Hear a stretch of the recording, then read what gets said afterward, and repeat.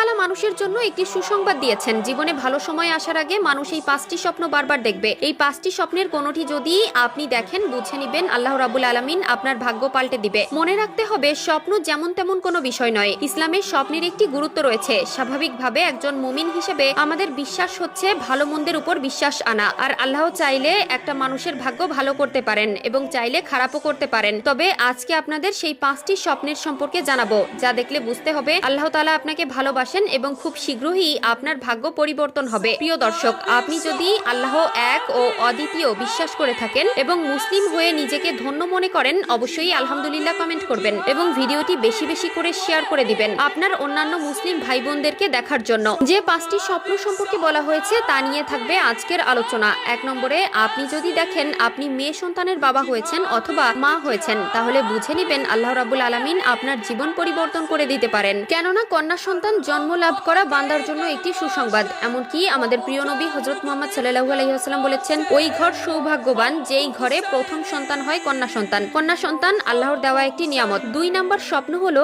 আপনি যদি রাসূলুল্লাহ সাল্লাল্লাহু আলাইহি ওয়াসাল্লামকে স্বপ্ন দেখেন, তাহলে বুঝে নিবেন আপনার ভাগ্য খুব তাড়াতাড়ি পরিবর্তন হয়ে যেতে পারে। প্রিয় দর্শক, আমাদের রাসূলুল্লাহ সাল্লাল্লাহু আলাইহি ওয়াসাল্লাম বলেছেন, যে ব্যক্তি স্বপ্নে আমাকে দেখলো সে আসলেই আমাকে দেখলো, কারণ শয়তান কখনোই আমার রূপ ধারণ করতে পারে না। রাসূলুল্লাহ সাল্লাল্লাহু আলাইহি ওয়াসাল্লামকে স্বপ্ন দেখলে দুনিয়াতে আপনি সৌভাগ্যবান তেমনটি নয়, আখিরাতেও এর দারুণ ফজিলত রয়েছে। 3 নম্বর স্বপ্ন হলো, আপনি যদি নিজেকে হাসি খুশি দেখেন অথবা কোনো আলেমকে যদি হাসি খুশি অবস্থায় দেখেন, তাহলে আপনি বুঝে নিবেন আল্লাহ রাব্বুল আলামিন আপনাকে মেসেজ দিয়েছেন। আল্লাহ আপনার লাইফ পরিবর্তন করে দিতে পারেন। 4 নম্বর স্বপ্ন হলো, আপনি যদি নামাজরত অবস্থায় নিজেকে দেখেন, বুঝতে হবে আপনার জন্য পরবর্তীতে কোনো সৌভাগ্য অপেক্ষা করছে। যেমন ধরুন, আপনি যদি দেখেন আপনি ইমামতি করছেন অথবা আপনি যদি দেখেন আপনি মুসল্লিদের সাথে নামাজ আদায় করতেছেন, বুঝতে হবে খুব তাড়াতাড়ি আপনার ভাগ্য পরিবর্তন হতে পারে। তবে আপনি যদি দেখেন আপনি শুয়ে শুয়ে নামাজ আদায় করছেন, তাহলে এটা কিন্তু আপনার জন্য খারাপ লক্ষণ। এই ধরনের স্বপ্ন দেখলে বুঝতে হবে আপনি বড়সড় কোনো অসুস্থতায় আক্রান্ত হতে পারেন। 5 নম্বর স্বপ্ন হলো,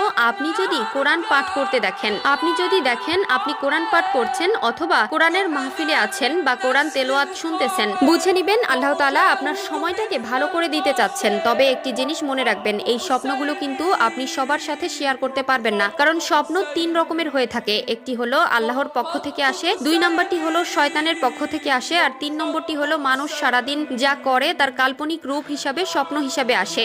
নবী বলেছেন, আমার উম্মতের জন্য নবুয়তের কিছু বাকি নেই ভালো স্বপ্ন ছাড়া। এখন স্বপ্নের মাধ্যমে মানুষের ভালো মন্দ দিক নির্দেশনা দেওয়া হয়, তাই স্বপ্ন বিষয়ে একটু সতর্ক থাকবেন এবং সব ধরনের স্বপ্ন সবার কাছে বলতে যাবেন না। খারাপ স্বপ্ন যদি কারো কাছে শেয়ার করেন, সে যদি তার উল্টো কোনো ব্যাখ্যা দেয়, তাহলে সেটাই আপনার জীবনে হওয়ার অনেক আশঙ্কা থাকবে।